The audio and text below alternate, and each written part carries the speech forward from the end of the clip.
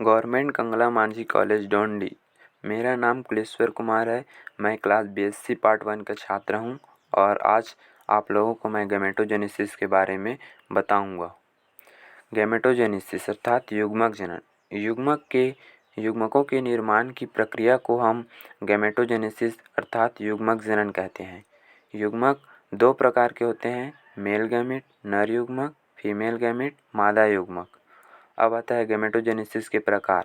Gametogenesis दो प्रकार के होते हैं, एक होता है स्पर्मेटोजेनेसिस शुक्राणु जनन और दूसरा होता है ooजेनेसिस अंडाणु जनन। अब पहला हम शुक्राणु जनन के बारे में जानेंगे। मेल गैमेट के टेस्टिस से स्पर्म के फॉर्मेशन को हम शुक्राणु जनन अर्थात स्पर्मेटोजेनेसिस कहते हैं।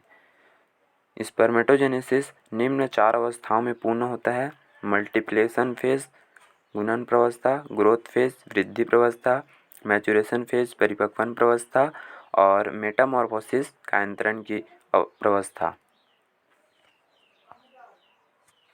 पहला आता है मल्टीप्लिकेशन फेज। इस अवस्था में जो जनन कोशिकाएं होते हैं वो बार बार समसूत्री विभाजन करके द्विगुणित कोशिकाओं का निर्माण करते हैं।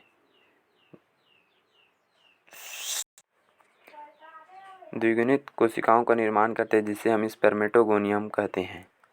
अब दूसरा आता है ग्रोथ फेज। स्पर्मेटोगोनियम कोशिका भोजन एकत्र करके अपने आकार में वृद्धि करता है, इसे ही हम प्राथमिक स्पर्मेटोसाइट कहते हैं। तीसरा आता है मैचुरेशन फेज। इसी प्राथमिक स्पर्मेटोसाइट में प्रथम अर्धसूत्री विभाजन होता है, जिसके पश्चात 2 अगुणित कोशिकाएं बनते हैं, इसे हम द्वितीय स्पर्मेटोसाइट कहते हैं।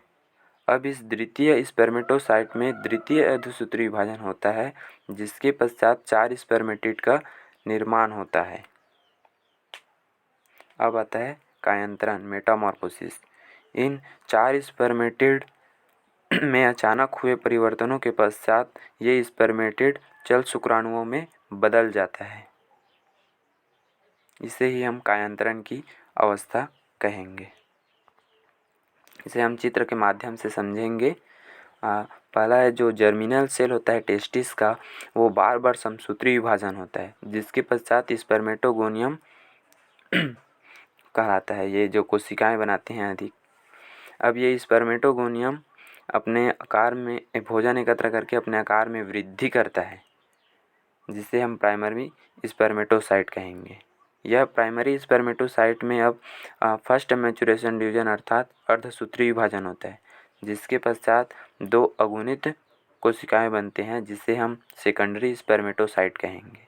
अब इस सेकेंडरी स्पर्मेटोसाइट में सेकंड मैचुरेशन डिवीजन होगा अर्थात द्वितीय अर्धसूत्री विभाजन होगा, जिसके पश्चात 4 स्पर्मेटिड का निर्माण होता है।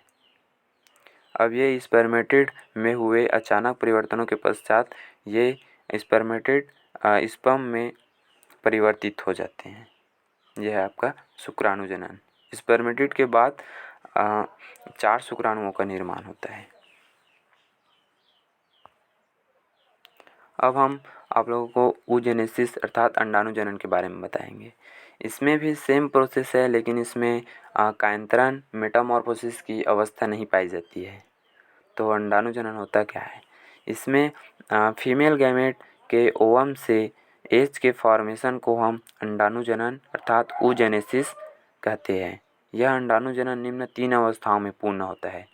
पहला है प्रोलिफरेशन फेज अर्थात इसे हम गुणन प्रवस्था भी कह सकते हैं। दूसरा है ग्रोथ फेज वृद्धि प्रवस्था। तीसरा है मैचुरेशन फेज परिपक्वन प्रवस्था। इनकी क्रिया भी सेम स्पर्मेटोजेनेसिस के समान है, लेकिन इसमें अर्धसूत्री विभाजन असमान रूप से विभाजित होता है, जैसे कि हम डायग्राम में देखते हैं। जैसे कि जर्मिनल सेल होता है ओवम, वो बार बार समसूत्री विभाजन करके अनेक कोशिकाएं बनाते हैं, जिसे हम ओगोनियम कहते हैं। अब ये ओगोनियम भोजन एकत्र करके अपने आकार में वृद्धि करता है, जिसे हम प्राइमरी ooसाइट कहेंगे। अब इस प्राइमरी ooसाइट में फर्स्ट मैचुरेशन डिवीजन होता है, जिसके बाद 2 असमान रूप से विभाजित होते हैं। जो बड़ा कोशिका होता है वो द्विगुणित होता है, अर्थात इसे हम सेकंड ooसाइट भी कहेंगे, और जो छोटा कोशिका होता है वो अगुणित होता है, जिसे हम पोलर बॉडी या ध्रुवीय कोशिका कहेंगे। अब इस सेकंड oocyte में सेकंड मैच्यूरेशन डिवीजन होता है, जिसके पश्चात दो असमान रूप से विभाजित होते हैं तथा ये अगुणित होते हैं। जो बड़ा कोशिका होता है अगुणित, वो मैच्योर वर्म कहलाता है, और जो छोटा कोशिका होता है वो सेकंड पोलर बॉडी कहलाता है। इस प्रकार एक oocyte से एक अंडाणु का निर्माण होता है। ये है आपका गैमेटोजेनेसिस की पूरी प्रक्रिया।